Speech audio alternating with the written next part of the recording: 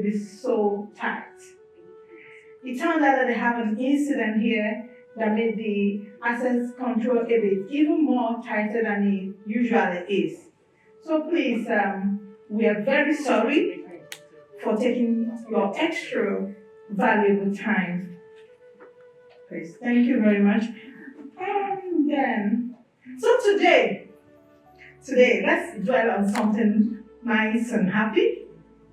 Today is the UNAN Day. Now UNAN stands for United Nations Association of Nigeria. This is our side event, it's our thing. And we are glad that you're joining us for this auspicious occasion. It's actually an epic occasion because this is the first time we're doing this.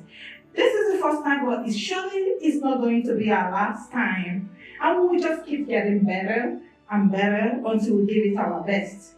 My name, by the way, is Professor Cynthia Amaka Obiora, and I will be co-anchor for this event, but permit me a little bit to introduce our beautiful anchor. Ladies and gentlemen, it is my pleasure to introduce my co-anchor for this auspicious event. She is no other person than Mrs. Ekanem Adeleke. Let me dwell a little bit on Mrs. Ekanem Adeleke. She has an impressive background in clinical and biomedical research. Ekanem has dedicated her expertise to addressing critical issues of sexual and reproductive health, especially and particularly in rural areas in Nigeria. Her tireless effort has also extended to supporting survivors of rape and domestic violence, both in the US and in Nigeria. In fact, she's been inspired to also have a shelter in Lagos State, Nigeria for victims of rape. Join me to welcome my co-host, beautiful Mrs. Ekanem Adeleke. Thank you very much. She will be taking you off from here. Thank you.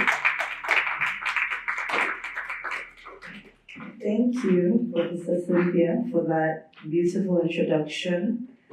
Good afternoon, ladies and gentlemen. Welcome. We are thrilled to have you today at the Beyond Beijing 30 Summit.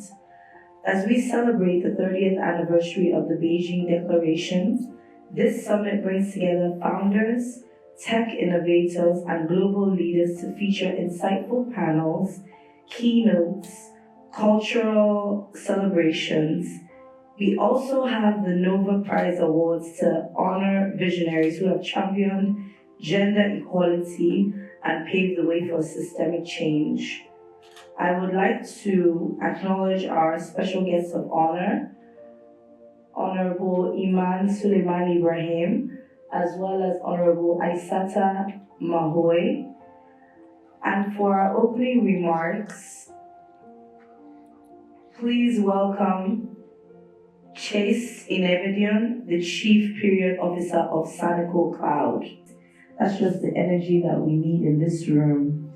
Now, next on our agenda is the innovation launched by Sanicle and the Femtech Weekend team. I will now call on Zu and Dr. Omobeju to talk to us about the hackathon and launch the Sanicle Cloud platform.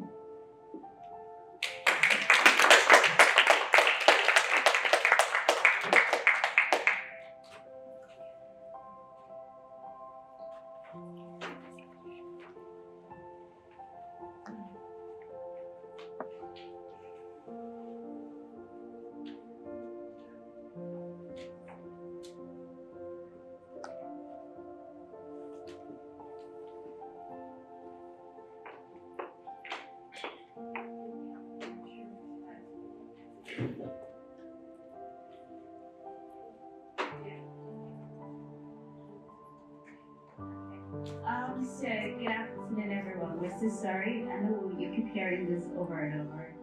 We're sorry we're starting late, but we're happy to see everybody. And this is very exciting because this presentation that is about to happen was a hackathon of young ladies, and they had 2 weeks to come up with this. And we had 3 judges: Daryl, he's not here unfortunately, and Gabby Hurst, she's also not here.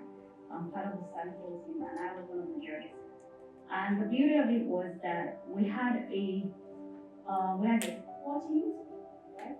Yeah, we had 14, and the day of the final presentation, it was so amazing what they had come up with in 2 weeks.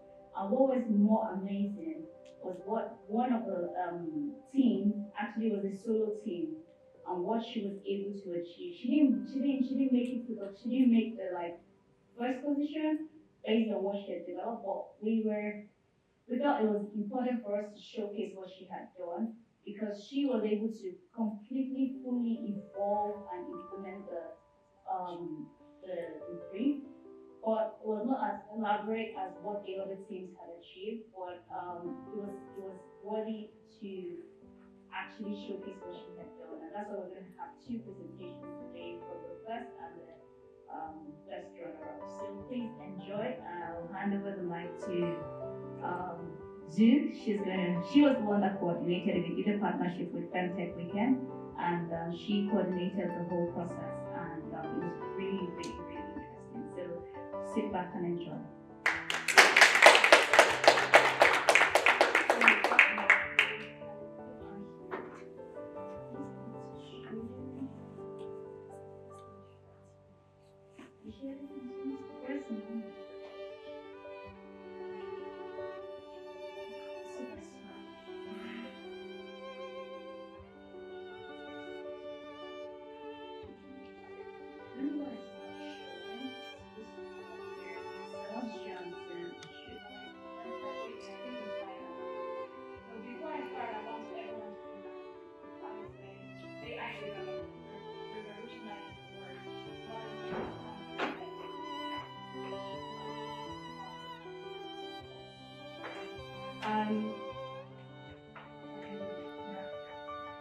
I asked a certain question of the Chinese AI model, Kimi, and it gave me the answer. Sorry, I couldn't show you the slide. Basically, it shows all the men, just one lady. And a few days ago, the chairperson of Alibaba Group, Joseph Tsai, made a comment. I found that 99% of people talking about AI are men. I found this comment is quite shocking, because I know it's not true. But then I want to show you why he made that comment. It's another image where you cannot see. The reason why is that because in China's technology innovation landscape, all you see is men. From 2017 internet conference, in the biggest internet conference in China, it's just all men. And until today, 2025, there's a 6th dragon, we call it the 6th dragon of the AI innovation in China, and that's all men. But women, I know we are not just talking about AI, we actually are leading, innovating, and revolutionizing it. But what happened in China is that there's no platform for those women to be seen or to be heard.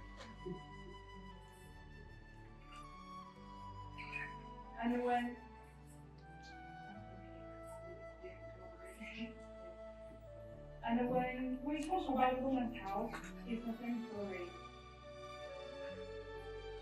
We know that for centuries, women's health, the gender health gap has persisted, and leaving women's needs overlooked and underserved. So that's why some taxation is really born, because we want to create a platform that for the women to connect, revolutionize, and as they said, sometimes you just one little step, and you never know that the one step will take you. And that one step actually. And I think for women, we need to be invested in a woman's transformation, because we know it. And we must be the solution. We cannot just create another one.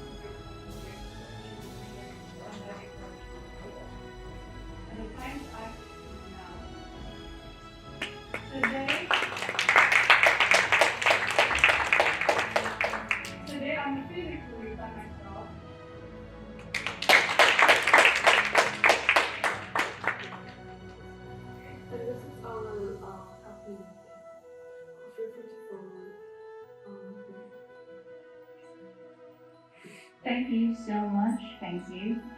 So we're calling on Chan to give a brief presentation as well.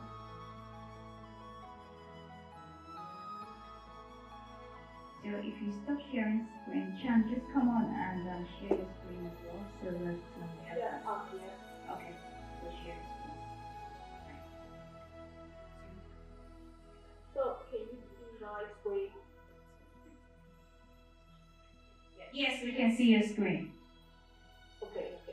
For today's presentation, I made a unique website just for presenting. Okay, so hello everyone, I'm Chad. I'm a full stack developer and I'm based in New Zealand.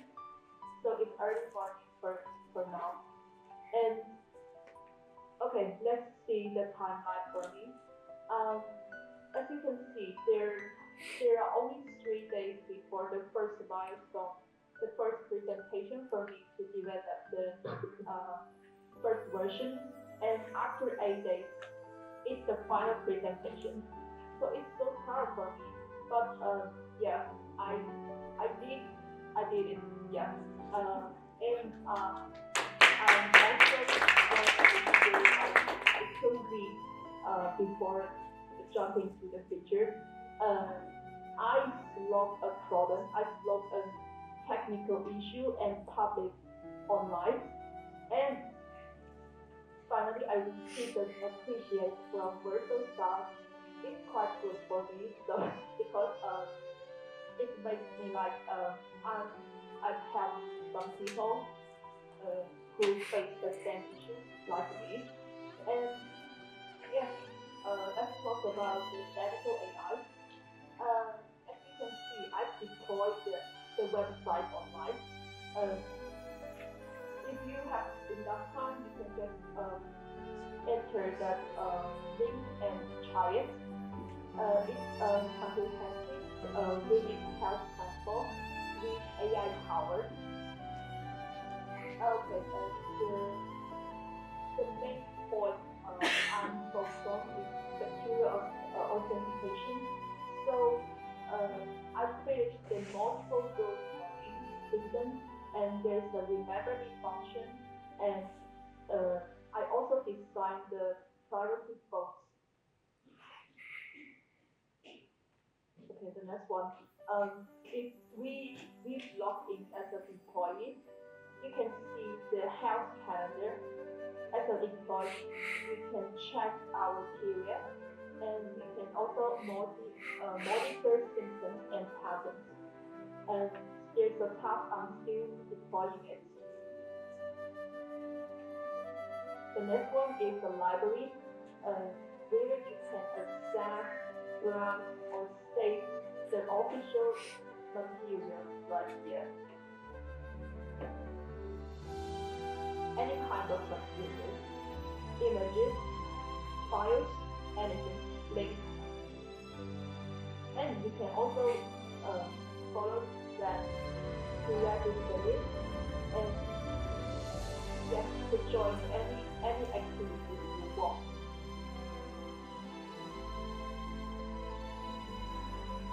In this page, you can send any feedback to the HR.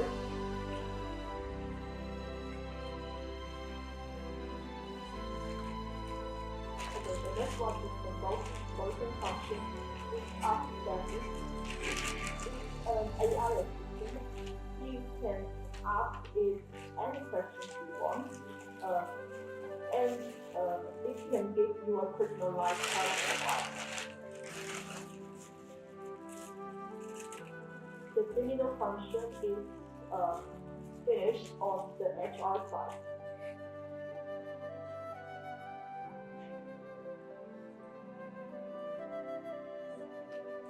Okay, let's switch to the HR dashboard. As a HR, you can manage the company resources right here. You can upload it or delete it.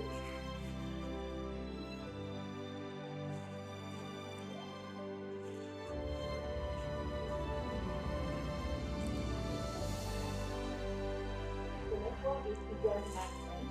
You can schedule any event right here, and you can check who is the participant.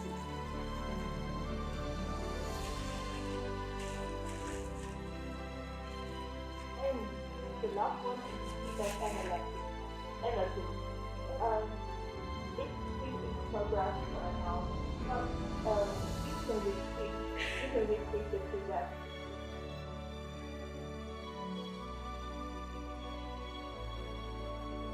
And if you want to care about the technical side, I decided to use an architecture like Femtech Hackathon Chaos, which I use in the middle, and the database as the investment. Actually, there are three types of database: PostgreSQL, Reddit, and virtual blog.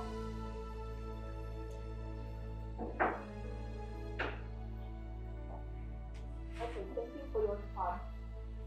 Welcome to connect me on LinkedIn or GitHub. Thank you.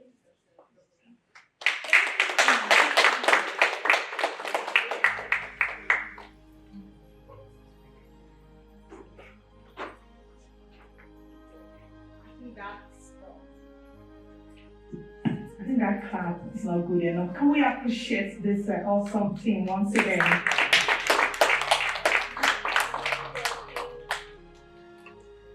Thank you, my friend. You're very welcome. I'm sure most of us will have to seek you offline because we have a lot to learn from you. Thank you very much for that presentation. While we are at it, we want to recognize the presence of the minister, our Honorable Minister from Sierra Leone. You are Isata Mahoi. You're welcome. It's a pleasure to have your esteemed presence with us.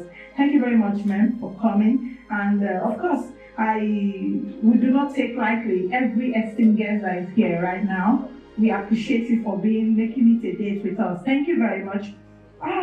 So, if you have any questions, you can just send me a message on LinkedIn or GitHub. Yes, we sure will send you our questions. Thank you very much. So we have opening remarks. I will finish that project. So we have the opening remark by no other person but by our own Mr. Chase in a Leone. Then we have the welcome address by our one and only G. And then we have come to the next bit, which is the keynote speaker, and it's by no other person but by Lady T. Can you please help me put up her profile so that all can see?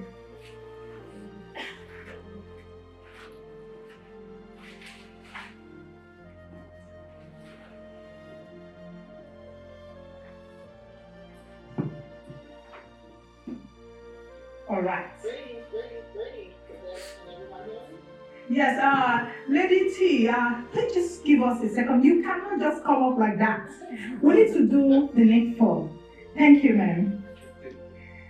So, my humble self, introducing this great woman of timber, caliber, caterpillar, and what else again can I use to quantify this great woman? Lady T. Thompson is the Executive Director of AgroBees.org and the Global Advocate for Human Rights, Labor Trafficking, Prevention, and Women and Youth Empowerment with please pay emphasis to the over 34 years of experience across 14 countries. And she has impacted over millions of people, driving economic growth and supporting firms valued over millions of US dollars. A 2023 Human Trafficking Fellow under the U.S. Office of Trafficking in Person as a Fulbright Fellow 2023. Ladies and gentlemen, join me in welcoming our keynote speaker, Lady T. Thompson. Can we have an applause for this awesome lady? Thank you. Lady T, over to you. Thank you. Again, greetings, ladies and gentlemen, esteemed leaders, change makers, builders of tomorrow. It is a profound honor to share space with you today as we gather here, not simply to commemorate 30 years since the Beijing Declaration and Platform for Action, but to ignite a renewed fire in our hearts to breathe life into the unfinished work of equity, justice, and economic empowerment.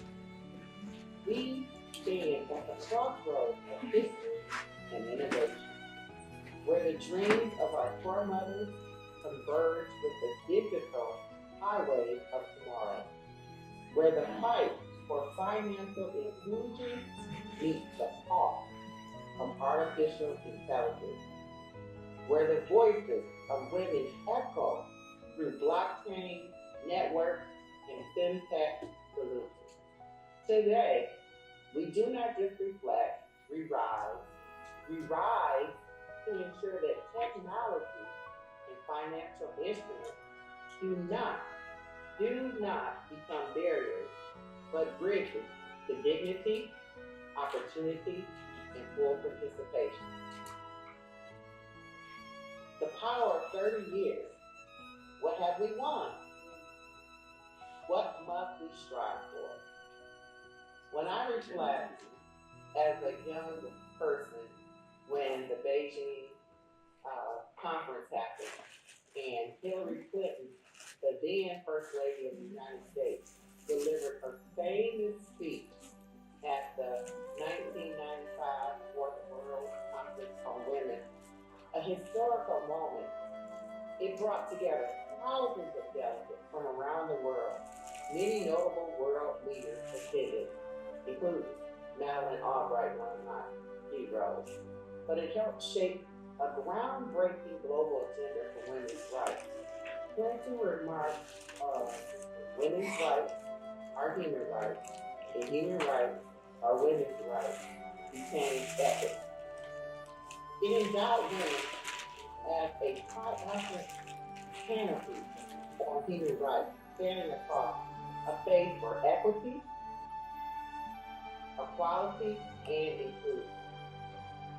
When 189 governments pledged their commitment at the conference, they mapped out 12 critical areas, 12, to liberate women's potential. Yet, 3 decades later, 30 years later, we must ask ourselves, are we close to the success? Or have we simply grown accustomed to injustice? Women still earn 20% less than men globally. Only 22% of AI professionals are women. Shout out to Sanicle and the hackathon and the women who was engaged. We appreciate you. However, the absence of women from decision-making tables turns technology into another tool of exclusion rather than empowerment. Globally, women perform over 75% of unpaid care work. The modern world still benefits from women's labor, but too often without wage, recognition, and security. And when we look at financial systems, the very backbone of economy and power, we see a stark reality. Women-led startups receive less than 3% of venture capital money. There is a $1.7 trillion financing gap for women entrepreneurs worldwide. This is the world we were promised to take with us.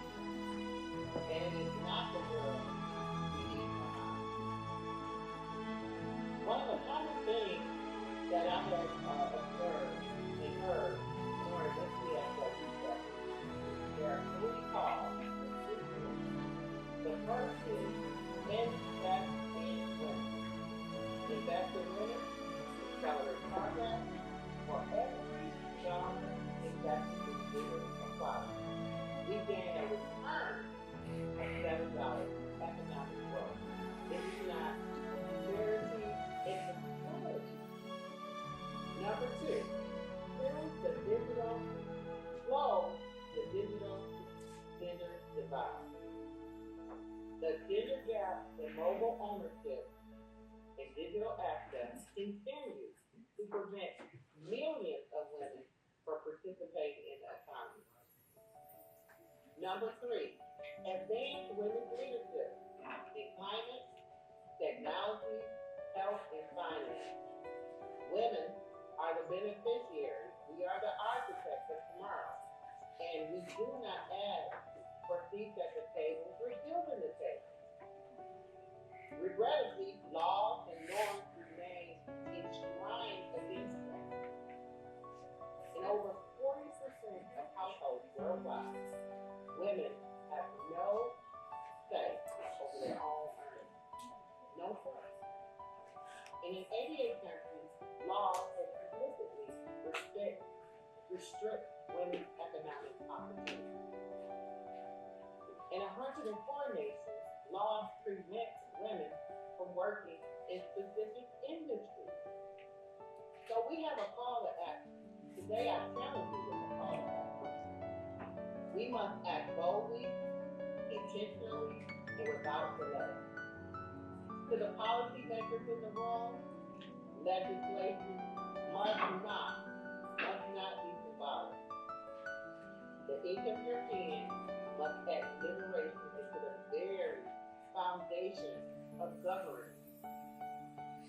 To the financial sector, rewrite the rules. When you deny women's capital, you deny the world progress. To the technologists, dismantle biases in algorithms and digital frameworks. Let technology be a force of equity, not oppression.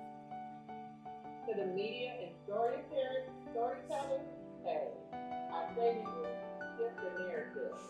Women are not victims of the economy. We are the economy. To the educators, the guardians of knowledge, the architects of future generations. Your role in shaping a world of equity, dignity, and economic empowerment is not just necessary, it is revolutionary. And to the women and girls who dream beyond boundaries, this world is yours to shape, to disrupt, to reclaim. So I ask you, is there an urgency and now? There are three undeniable truths. And I've learned these truths in all of the data that I've talked about. In 2023, I participated with a campaign called Equal Everywhere. Equal Everywhere and equaleverywhere.org. And three truths still reign supreme. One is finance is the bottleneck to justice. Women's organizations receive just 1% of global gender equality funding. A fact that everyone should be outraged over. Number two, technology is the battlefield of the future. Women remain grossly underrepresented in AI and STEM, despite the fact that closing the digital divide could boost global GDP by $1 trillion. Number three, laws are not enough. Norms must change. Despite legal protection, gender-based violence and workplace discrimination persist at epic levels. My friends, technology is not neutral. Money is not passive. They are both instruments of power. Power that must be wielded for justice. We must close the digital gender divide, ensuring that women and girls not only use technology, but create it, govern it, define its future. We must shift capital flow so that women-led enterprises receive the investment they deserve, not charity. We must push for economic systems that measure value beyond profit, valuing care work, valuing sustainability, valuing the invisible labor of women that has propped up economy for centuries. My friend, power does not yield itself. We must capture it. Maya Angelou once said, I come as one, but I stand as 10,000. Today, we each stand as 10,000 and more. Voices rising up for justice, for equity, for a world that does not ask women to wait another 30 years. Ultimately, I ask you, allies, esteemed leaders, change makers, and builders of tomorrow, what will you build? What will you fund? What will you command? Let this not be another gathering where we lament injustice. I say thank you, mercy beaucoup, Dante and gracias.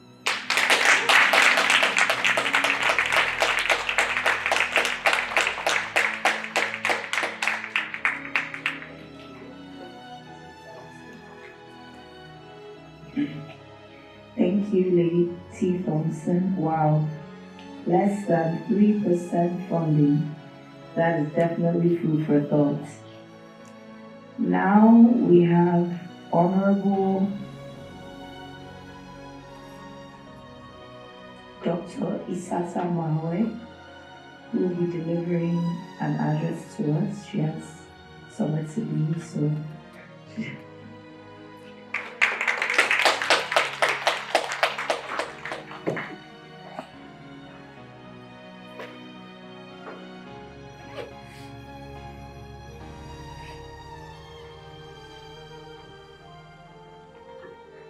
Good afternoon, everyone. Good afternoon. I feel privileged being here today. Seeing faces in the room, I feel that it is an honor for me to be part of this gathering and to address you today on this pivotal event. The theme, shaping the next generation workforce, resonates deeply with Sierra Leone's commitment to empowering women and girls and ensuring that they are at the forefront of our nation's development. As the Minister of Gender and Children's Affairs in my country, I am proud to share our progress, challenges, and vision for creating a workforce that is inclusive, equitable, and sustainable. In Sierra Leone, we recognize that the future of our economy and society depends on the skills, creativity, and leadership of our young people, particularly our girls. Yet we are actually aware of few of the barriers that they face to limited access to resources, quality education, gender-based violence, and cultural norms that often restrict their opportunities. To shape the next generation workforce, we must address these challenges head-on. We're all looking for the Africa that we want. I'm sorry, this is not Africa where I'm standing. But I'm here representing one of the countries in Africa. So we're looking at the Africa that we want. The Africa that we want is an Africa where our young people will take charge of their own development. Our young people will be at the center of decision-making process. You know, today I feel proud to share that my country is one of the countries in Africa that have some of the youngest members of parliament and cabinet members as well. And most of them are women as well. So I want to say thank you. To talk about having young people as the next generation in the workforce. In Sierra Leone, we recognize that our government has made significant strides in this regard through the Free Quality Education Initiative. We have moved financial barriers to education. That is why the government has allocated 22% of its budget to education alone. However, leaving gender behind with only less than 1%. So you see, we prioritize education, and we are hoping to get quality education for our young people. Additionally, we have implemented policies to promote STEM for girls, ensuring that they are equipped with the skills needed for jobs of tomorrow. These efforts are not just about education, they are about transforming mindsets and creating a society where every child, regardless of gender, can thrive. It may also interest you to know that the reason why the policy of STEM was created is because when you look at the workforce in our country, we do not have many women in the engineering sector. We don't have many women as doctors. We don't have many women in the sciences. So the government thought that it is wise for us to be able to reach out at senior secondary school level to be able to motivate girls to go further STEM courses. And you know what we did? We have allocated resources that for any girl that goes to the university and offers STEM courses should have scholarship for this.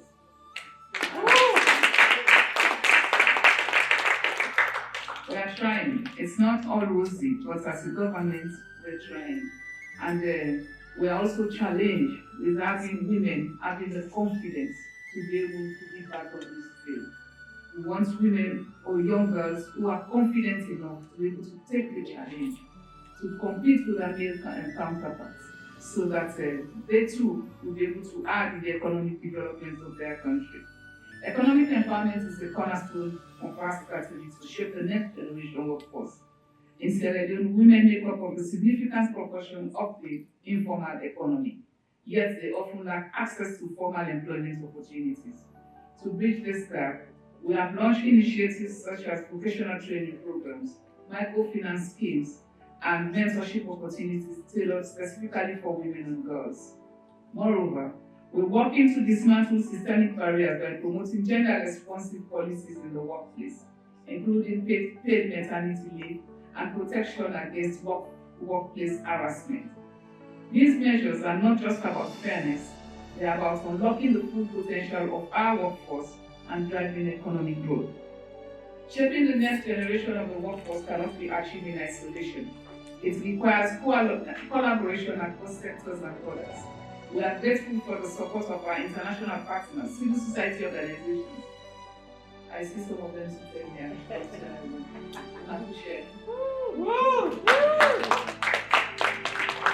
We are grateful for the support of our international partners, including the civil society organizations.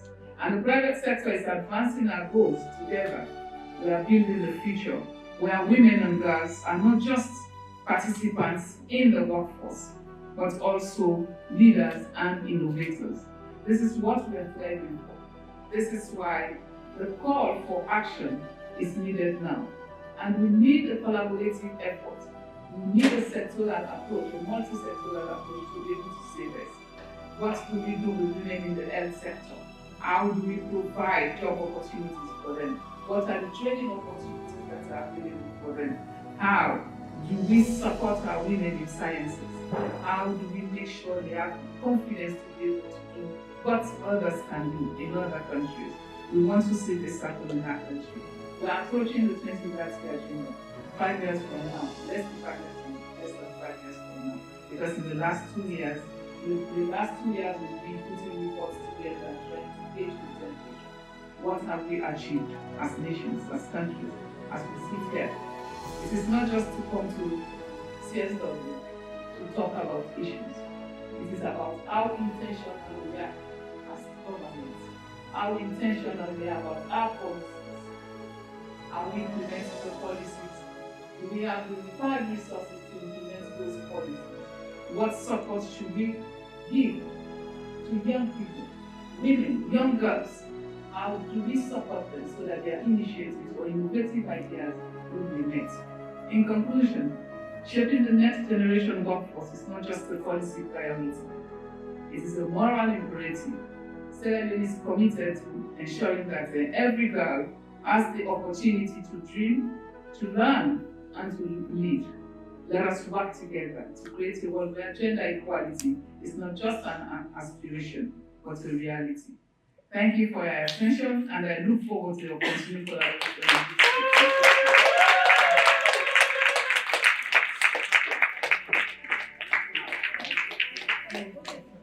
I'm so touched. Thank you.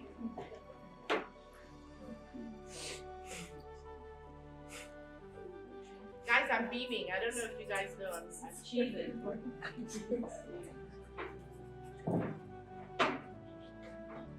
Hi everybody, I'm feeling so proud because I hail from that place they call Sierra Leone! You don't know how I feel, my heart is so warm to see the minister and to hear what she's saying. Because she's talking the talk, but she's walking the walk. Because I've seen her in action in CSW69. And the Honorable Minister came from civil society, so she knows what time it is. And she knows what needs to get done. We're being joined by the people in her cabinet. And I want to tell you, I'm so surprised because I'm a New Yorker. I told everybody, listen, the minister is so busy. She has an important meeting with UNFPA. I don't think she's going to make it. I don't. So I was dropped dead when I saw her out there. I'm like, minister. She said, but I had to come. That's how determined she is. Give her a round of applause. My name is Howard Taylor Kamara Diallo. I'm the Executive Director and President of ID Taylor Kamara Foundation. I'm joined by one of my advisors here, Cairo Eubanks, but she's also the Executive Director of Cairo Speaks. So if you're ever looking to blaze on social media, make sure you check out Cairo. See how good she looks? So now we have the honor of presenting the Honorable Minister, Dr. You heard me right? Isata Mahoi with an award. I am really so pleased because I know the work that she's doing in Sierra Leone, but I know the work she's doing around the world also globally. Check out the list of events in CSW69, 68, 67. She was there championing events, championing the cause of women and girls in Africa and on the global scene. So Dr.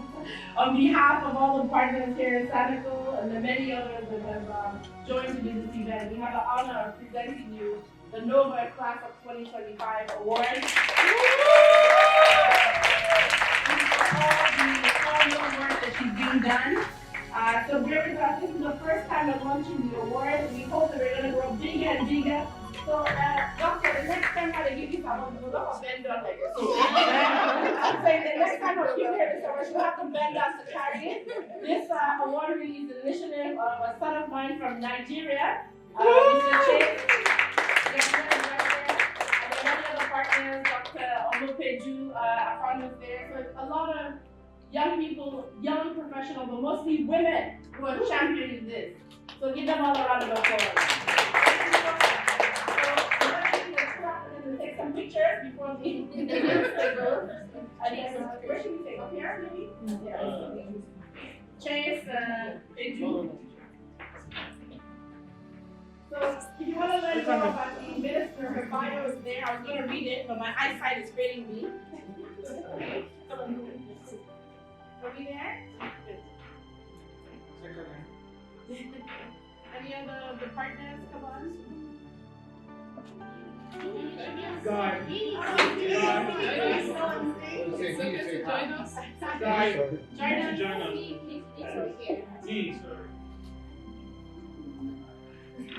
from UNESCO. Yes. Right? It's okay, the stage is full. So guys, we're inviting you to Freetown, Sierra Leone to come and see awesomeness in action. Please come, we need you to collaborate with us, as the Honorable Minister has said. This is a global issue, it's not just Sierra Leone, it's not just Nigeria, it's across the continent. So we look forward to really working on an intergenerational and intercontinental basis. Welcome to Sierra Leone. Una couche.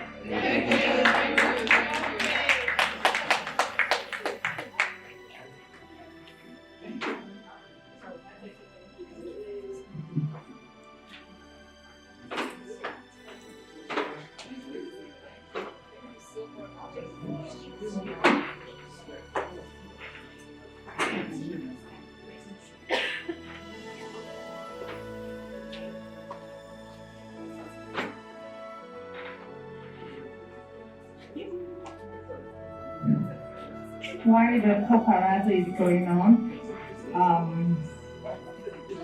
that was a very heartwarming speech by no other person but by Honorable Dr. Isata Mahoi, the Minister of Gender and Children Affairs, Sierra Leone. Thank you very much, Honorable, for that speech, telling us that you are working. So it's we know that the stage is already set for action. Without much ado, we have to move to the next activity on our program, and that is UNA panel, Women's Economic Empowerment.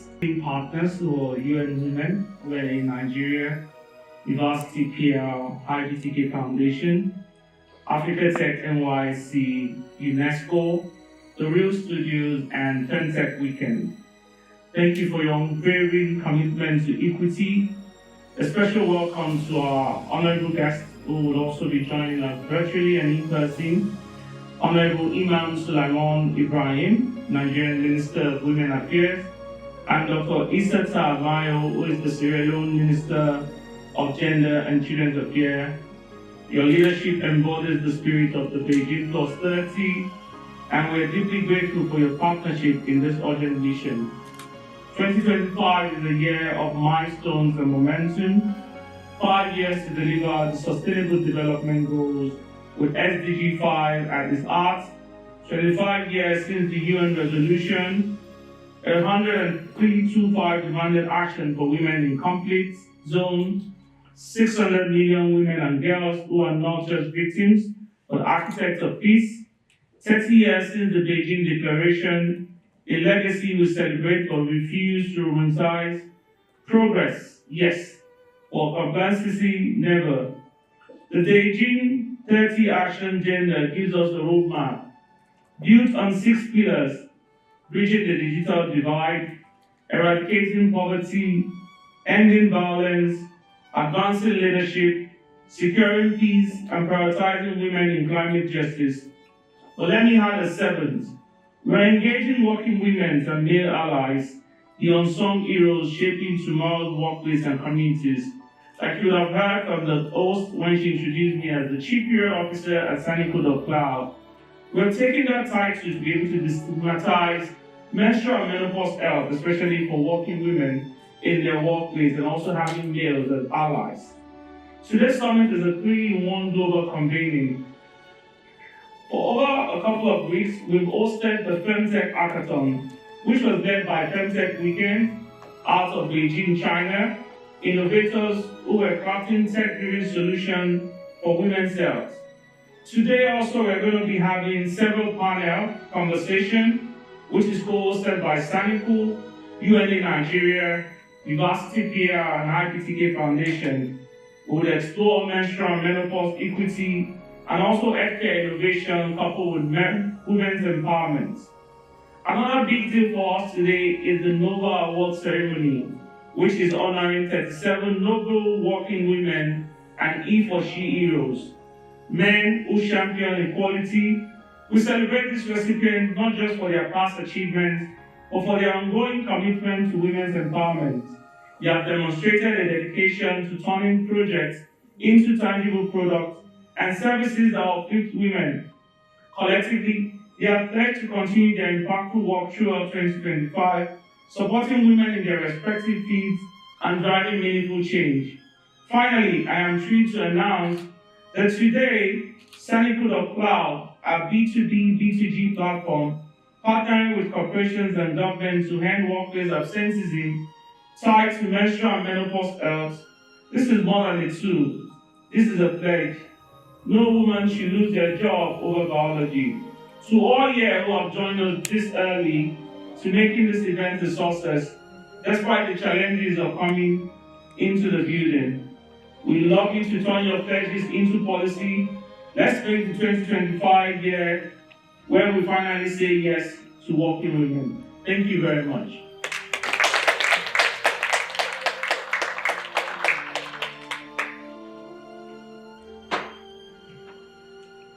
Thank you, Chase, for your opening remarks. And now we will have our welcome address by a dynamic and bilingual speaker.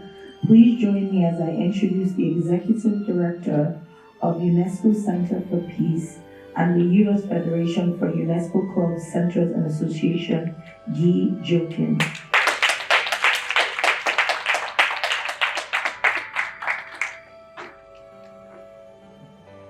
Hello, greetings. How are you doing? No, come on. I think I'm here to sleep. I want to feel some energy. Okay? I want some energy from you so that I can, feel like, yes, giving back. So how are we doing? Okay, that's much better. So yes, again, as part of the organizers, I just want to apologize because they have done an amazing job getting us here. But like always, something happened in the last couple of days. For those of you who are not aware, the current administration has pulled 400 million grant from this institution. It's a big challenge. And on top of that, they arrested a student from here that had a green card. Okay, I'm talking about a permanent resident, and they were trying to get that student out of the country.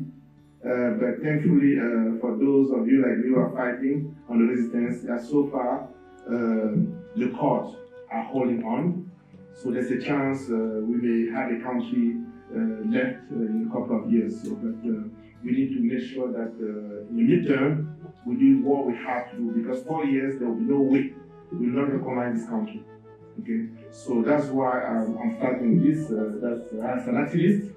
Someone has fought for human rights, civil rights, all the way from Africa. I think it's very important that we make a point that yes, we are going through a very challenging time. So, that said, I think it's a moment to recognize women, our mom, our sisters, right?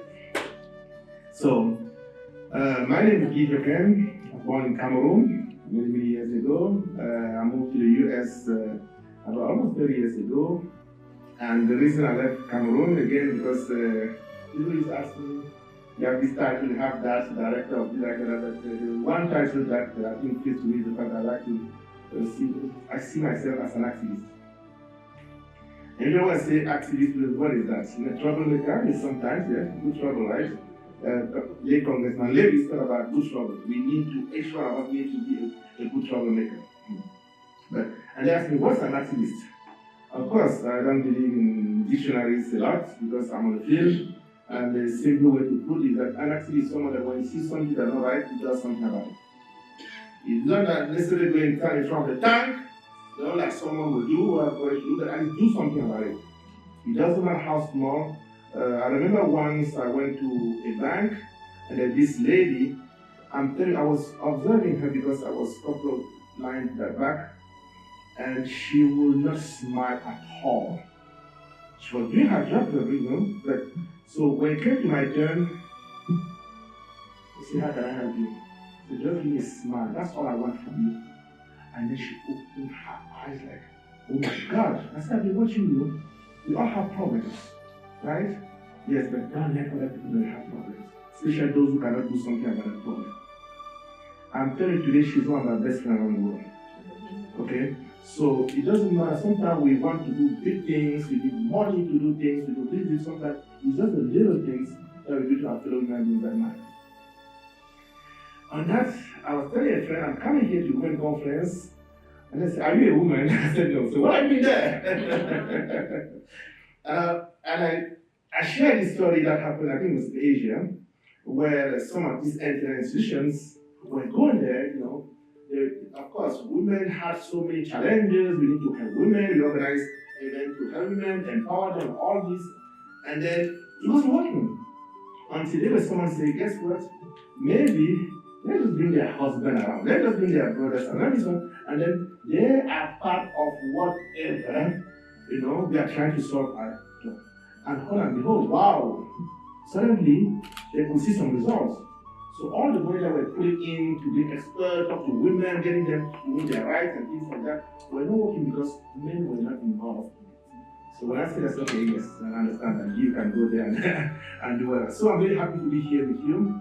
And I have some amazing friends that are here with me. Again, we have also affiliate professor, University of Washington State. Please come say hello to her. She come out from Washington State, not Washington DC. And have new friend that met to her that she met at United Nations the other day, and then Deborah who's in green. You know, we invited her to be in green. She's the greenest on the team. So, just say that, as I say, we are going through a really, really challenging time. I remember I was still a little bit when I heard about this big conference happening in Beijing. That's where the world discovered Hillary Clinton and so many others. And then, again, today is 30 years down the road. And we can see what has happened since then. Of course, for some of us who know the situation in Africa, in some of the countries where young girls from as early as 10, 12 are forced to get to marriage, get out of school, and things like that. I think this is an opportunity for us to wonder, has any progress made? Okay, I know the jury is still out on that, but we do know that some few things have been done. And if you are lucky to be here today, we are, of course, as we try to say, Beyond Beijing. It's in 30 years since the news. Today, we're talking about technology, talking about finances, okay? We have the Sustainable Development Goals. How many of you heard about the Millennium Development Goals? That will happen before the Sustainable Development Goals, yes. One of the failures of the Millennium Development Goal was that it was something by the government was supposed to check the box and things like that. But at least in the Sustainable Development Goal right now, we are working with young people to get everybody still involved, okay? And it's more tangible. So when we are trying to evaluate what we have done so far, I think it's very, very important to be candid, to know that resources are not the same everywhere around the world. From the part of the world we're coming from, we know the challenges are very significant. What are our government doing to improve the life of young girls in our countries and around the world? Are women having the basic needs met? So until we make some progress on that, I think we still have a long way. Of course, we are lucky to live in society like this one, you know, sometimes we take it for granted. And that's why I think it's very important to congratulate those who are behind the program today, because we see this not enough opportunity to come here and talk and do that also to say that, okay, this is the first year we are organizing this year. I guess we'll be here again next year. And when we come back here next year, we need to show that something happened between today and next year. Okay? And a lot of people are watching also. And I just want to take a moment to share some of the few things I heard, because when we're talking about technology and financial instruments, in terms of technology, what are some of the tools, especially technological front, that we can use to make sure that we are enhancing, improving the life of our brothers and sisters? I remember I did give a visiting professor in some university in China, in Asia, a number of years ago, because when we first moved to the US, I'm talking about Africans, we were some of the best in school, okay, per capita. Because those who were coming from there were very, we had to go through a very tough time. So I tried to do an assignment where I gave the same assignment to students in Japan, in China, and Africa. And to my disappointment, the result I got from Africa were not what I was expecting. I was expecting them to be the best. It took me a number of years to find out that it wasn't, the problem was the fact that the students in other parts of the world were able to do research on the internet without wondering, without breaking their banks. But right now, as we speak, how many local government, how many universities, how many institutions in Africa allow students to go on the lab and do research without, on the internet, without being stressed by the time or the money or whatever. We don't have that. And until that is happening, I don't think we can even consider we are making some progress. We need to make sure that we find a way to empower at least universities in Africa. So that if a student doesn't have access to the internet, again, not just because we're having this access to WhatsApp and things like that, they should be able to go to the university and make sure that if they have the research, they have the time to do their research without stress and have access to internet. That's not been done. So, and then for me, it's an issue that we need to be addressed. And I feel that together, having time you be online with someone who's in Nigeria and Ghana, and then the conference somehow, you are meeting, talking about important things at the middle of things, then it went up. You couldn't reach out to them. So those are some of the challenges I think, again, we need to address before, again, in our effort to empower our young girls and sisters. Because yes, internet is there available, but a lot of people right now in Africa, there's a confusion between having access to internet and being able to be on Facebook and WhatsApp, which is not the same. The other thing I wanted to just point to our brothers and sisters is that when we talk about financial instruments, there is something that I've learned over the year, and I think an example just to share this info with you. In Africa, everybody go there for gold and other things. They tell gold. When I saw gold, I said, oh, let me share this stuff. When we produce, it doesn't matter if Nigeria or Cameroon or whatever, we produce 1 kilogram of gold. What happened? That gold, we sell it for maybe 50,000. If you share that 50,000 to all the people that get involved in making that gold, and then nobody almost have nothing. But yet, we get that gold, either we send it to Switzerland, we send it to the United States, to New York or whatever, and then take that gold and put some on the shelf. That 1 kilo. And then they now go to raise funding, to look for funding. And they use that 1 kilo of gold, and they can raise $500,000. Just an example. So, I hope you understand what I'm saying. We make that gold, 50, we sell it for 50, we think we make money, but someone take that gold, put it in somewhere, either in New York, things like that, and they are able to leverage in the financial market $500,000 to do some profit. So, these are some of the things that we need to know. And that's something that I think, as we talk about instruments, tools, why can't we do the same? If you were having a venue in Africa, instead of selling that gold that's gone forever, we could put it there in a place and leverage that to raise funds and do it more. Today, people are talking about Tesla. Tesla, another example that I've seen over the year. In terms of making cars, they don't make that many cars at all. But their value is more than all the major cars. There's something called financial. I think our brother will talk about things that understand this episode. As we move forward, it's not about working hard. Okay? It's about working, I'm learning some of the things that are making these people successful and then taking them back home. So I just want to say that I'm really happy to be here with you. We need to be honest. There's a long road for us to feel confident that we are doing our part to make sure the next generation of young girls in Africa and across the globe have their right place at the table. Because in here, they still say for $1 a man make, a woman make maybe around $70, right? Savings. So there's a long way to go, but we need to start. A trip of 1,000 kilometers start with the first step. And I think that I hope that this year, as we gather here today, we are making that step. The United Nations Association. I hope. Our organization does a lot into education, and I hope we can sign a partnership and have a national model United Nations in Ghana, in Nigeria sometime soon. Okay? Thank you very much. And I look forward to learning from all of you. Thank you. Dami highlighted online. Dami, can you say hello? No. Yes. Dami, say hello to us so we can know you're with us.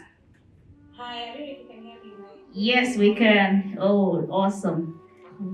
Okay, so I'm going right into the questions. We don't have a lot of time here.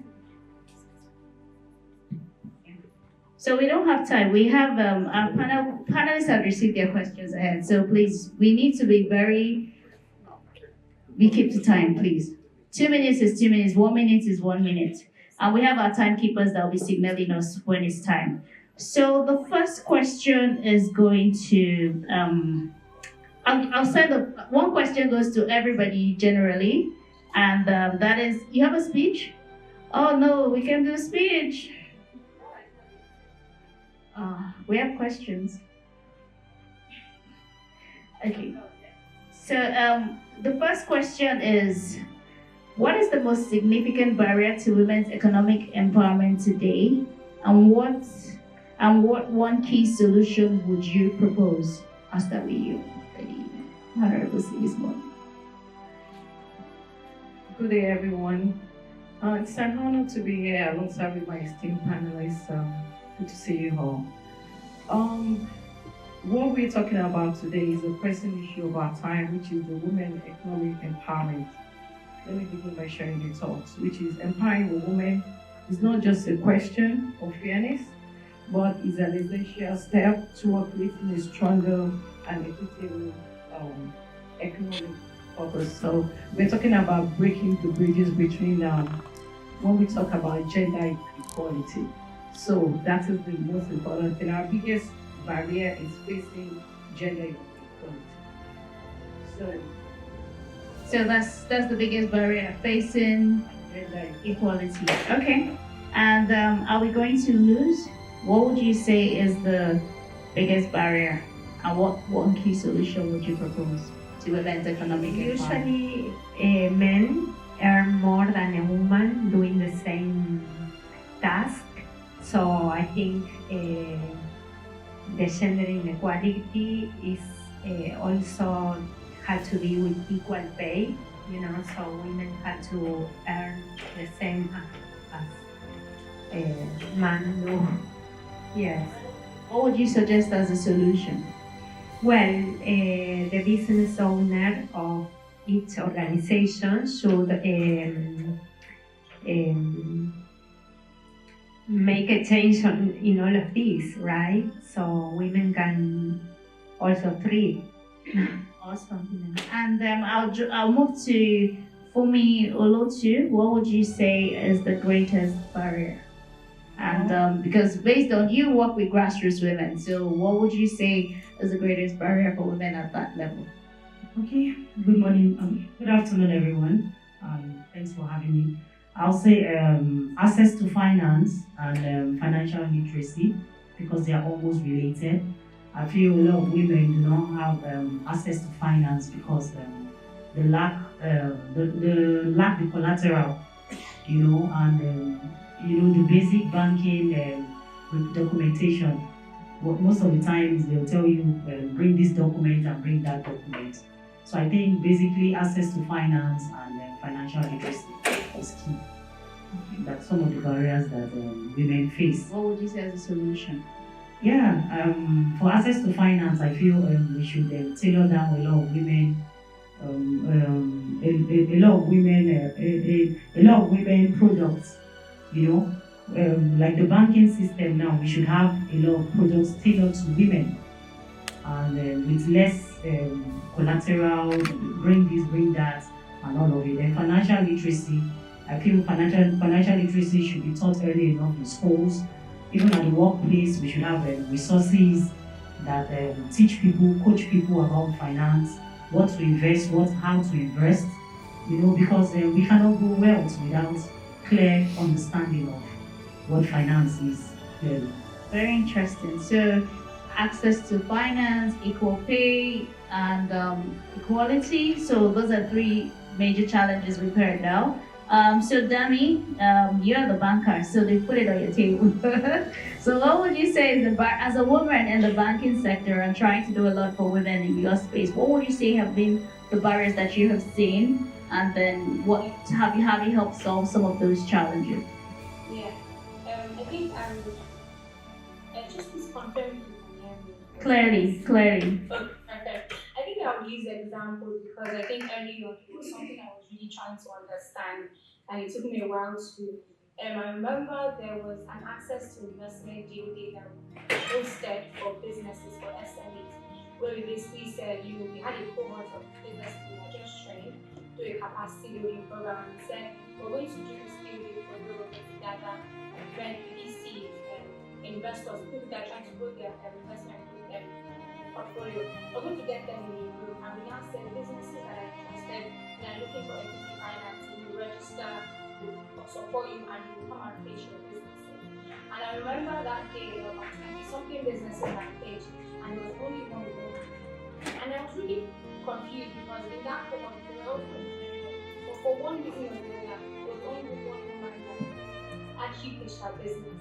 And then fast forward to last year, it was Global Entrepreneurship Week, and then the women, the day for women business, I decided to do a day for just women to come and pitch their businesses. So obviously this was just women, and obviously all these women that had registered and signed up and I worked with, they were able to pitch their businesses. Part of them, currently are having their 3 different stages for financing. And I also chose a partner in the equity space that I know that was focused on bridging that gap between men and women. But I think one thing I've understood is, I would say equity. And equity is very different from equality, because equity is really understanding that there is a difference between men and women, and that you can't really almost treat them the same, for lack of a better word. Because, for example, when speaking to these women, they want to be involved with these things. One, confidence and additional power, and even timing. So I understand that maybe I need to fill an application form or this and that, but for one reason or the other, a woman has other factors that not everybody necessarily has to deal with. And I think you see how that plays out, in other scales. We want to talk about access to finance, which is a big challenge. You see that, I know that in America, it's about 17% of women and women-led businesses that are getting loans, bank loans, as opposed to men. And then in Europe, it's literally 2%. And meanwhile, in Europe, we have around 50 to 60 women-led businesses, right? So in these, but why is it that women are getting less compared to the men? So I think there's really something there, and I think it really goes back to equity in itself. And I know that you haven't asked, so I'll keep it, but we are. Okay, so let those that say, don't give us the next panel further. Okay, so you know what? This topic is very interesting, because I remember we all know Body Shop. And how many people know the story of Body Shop? Very few people. Body Shop started, I'm sure it's almost 50 years, over 50 years now, and we're still talking about the same problem. Body Shop went to the bank to get a loan to start her business because her husband wanted to go to work, and she was like, she needed something to occupy herself.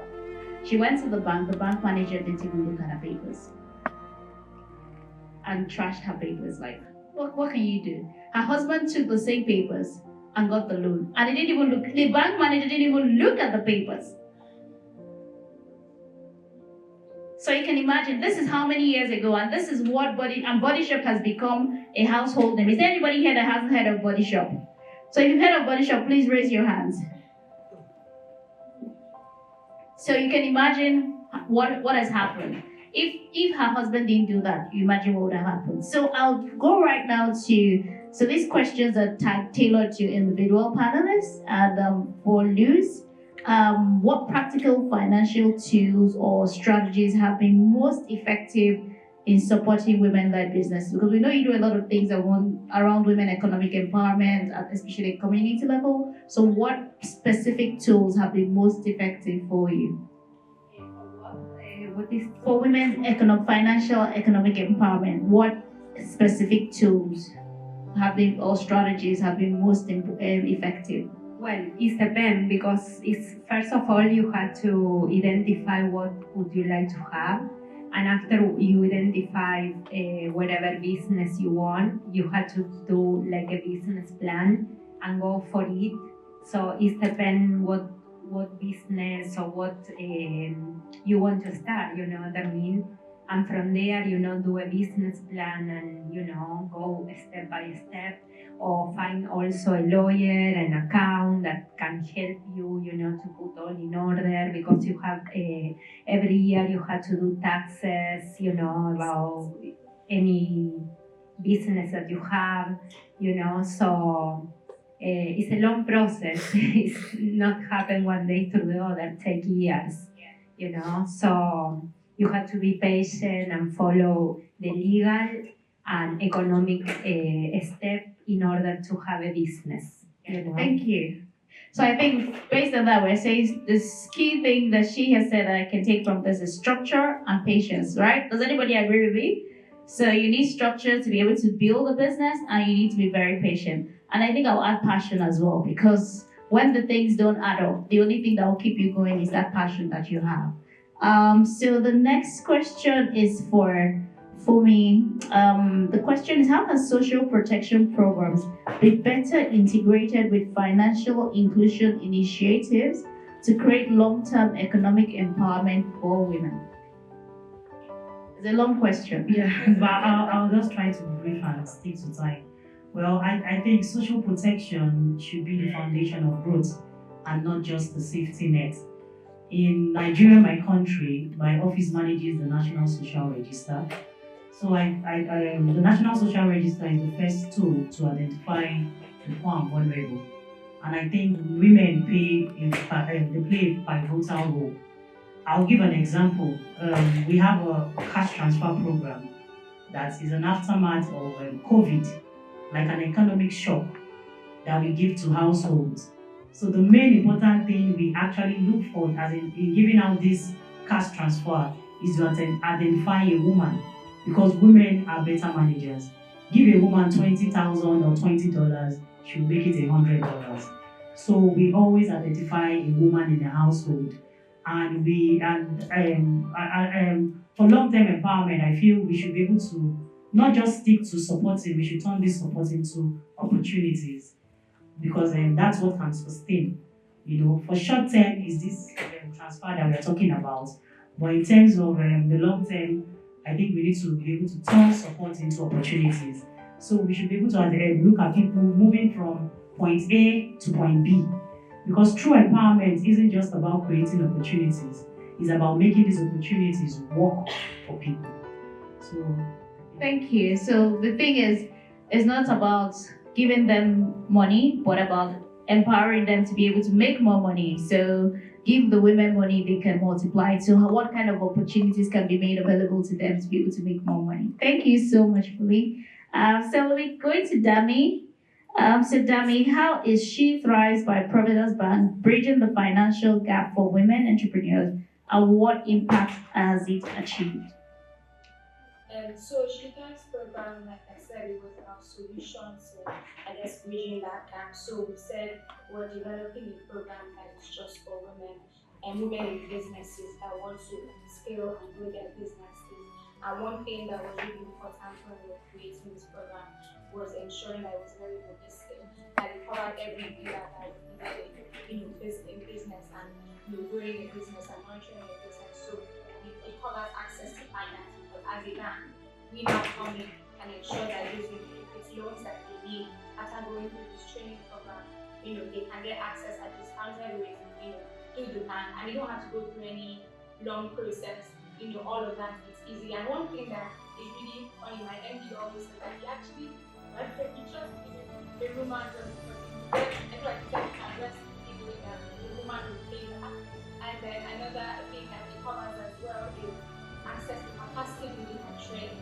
So apart from just having the loan, because I truly believe that in business and something you have to have the capacity to handle funding. A lot of businesses that say, oh, I need finance, I need funding, but sometimes what you actually need, maybe knowledge, or looking at your business model, your business advice, looking at your books properly, your corporate, there's so many aspects to it.